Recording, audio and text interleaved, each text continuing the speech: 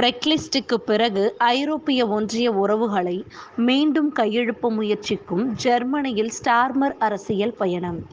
சர்கீர் Starmer ஜெர்மனியில் புதிய உடன்படிக்கை சம்பந்தமாக பேச்சுவார்த்தை நடத்த உள்ளார்.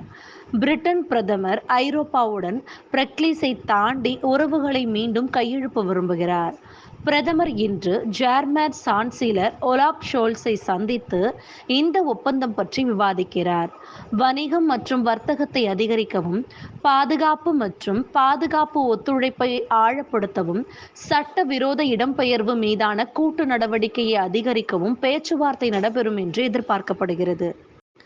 சனிக்கிழமையன்று லண்டனின் வடமேற்கே உள்ள கிராமத்தில் பாராலிம்பிக் சுடர் ஏற்றப்பட்ட பிறகு புதன்கிழமை இன்று பாரிஸ் பாராலிம்பிக்ஸ் தொடக்க விழா தொடங்குகிறது. வியாழனன்று போட்டிகள் தொடங்கும் முன் 180க்கும் மேற்பட்ட நாடுகளைச் சேர்ந்த விளையாட்டு வீரர்கள் பிளேஸ் டி லா கான்கார்டுக்கு சாம்ஸ் எலிசீஸ் வழியாக அணிவகுத்து செல்வதை சுமார் 65,000 பார்வையாளர்கள் பார்க்க முடியும். பிரிட்டிஷ் டென்னிஸ் வீரர் டான் ஈவன்ஸ் அமெரிக்க ஓபனில் இதுவரை விளையாடிய போட்டிகளில் சாதனையை முறியடித்துள்ளார். பாரிஸ் ஒலிம்பிக்கில் முதல் சுற்றில் ரஷ்யாவின் கரீன் கச்சோனாவை எதிர்கொண்டார். இந்த போட்டி 5 மணி நேரம் 35 நிமிடங்கள் நீடித்ததால் இந்த ஜோடி கடுமையான மோதலை எதிர்கொண்டது. இது US ஓபனில் 32 வருட சாதனையை முறியடித்தது. ஸ்டீஃபன் எட்பர்க் 1992இல் மைக்கேல் சாங்கை 5 மணி நேரம் 26 நிமிடங்களில் தோற்கடித்தார். விலங்கு புரதங்களுக்கு மாற்றாக ஆரோக்கியமான இயற்கை உணவு ஆற்றல் அதிகரிக்கும். ஆனால் இயற்கை புரதங்கள் அவை இன்னும் சந்தையில் பெரிய அளவில் பாதிப்பை ஏற்படுத்தவில்லை.